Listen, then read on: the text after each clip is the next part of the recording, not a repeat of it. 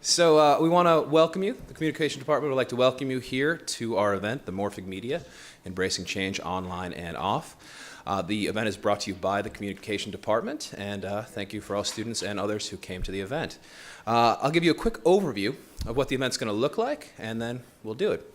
So we're going to start with quick presentations from our presenters here. We have a wide variety of people working in new media.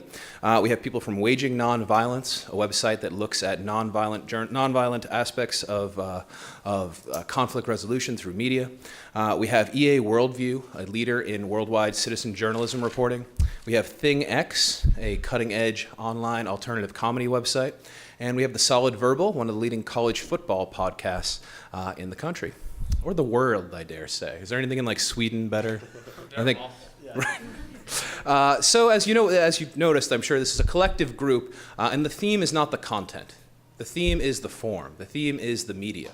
And what we're going to be talking about today is how, in a world of changing technology, changing industrial media standards, people are finding ways to reach audiences and maybe sometimes make a living on the side. I realized, as I walked into this room, that if I had had my wits about me when I was in college, I should have come to something like this. I ran into, just at a dinner one night, actually with a bunch of Jesuits, believe it or not, a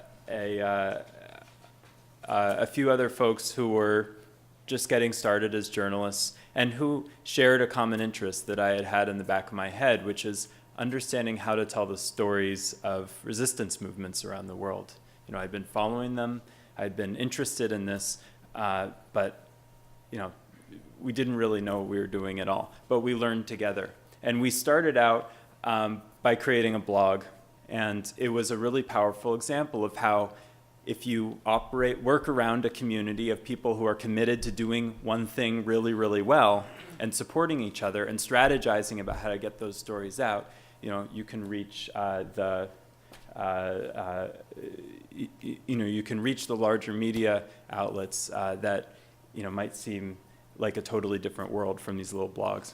So I was pretty disheartened that there was essentially kind of this myth as I was getting out of college that there were no jobs in journalism. There was no way to support journalism because nobody could figure out how to adequately paywall a site if it had sort of broad, non-specialized content. And generally just that people didn't value journalism and information in a way that it used to be because now so many people are doing it. And we're going to learn more about citizen journalism tonight. So that it wasn't really something anybody was willing to pay for anymore, which means, you can't do it professionally. So I guess, first and foremost, I'm here to say that's not true. Everybody will be fine, so please go into journalism because we need more really good journalists. We rely on citizen journalism. What is citizen journalism? Citizen journalism is you sending a tweet about how awesome this is, or maybe taking a picture about how awesome this is, and posting it on Twitter, Facebook, whatever, and that information gets out there. And so information from Iran would be given to a foreign Twitter user, and that person would have a series of readers. And before you know it, there was all this information out in the market, but no one really knew where it was originating. At first, this was a totally amateur effort, but what each of us then had to do on our own is try to determine what was real and what wasn't. And by the end of the process, we had a news agency. And that news agency has now been quoted in several hundred times in several hundred publications, from the New York Times to Time Magazine.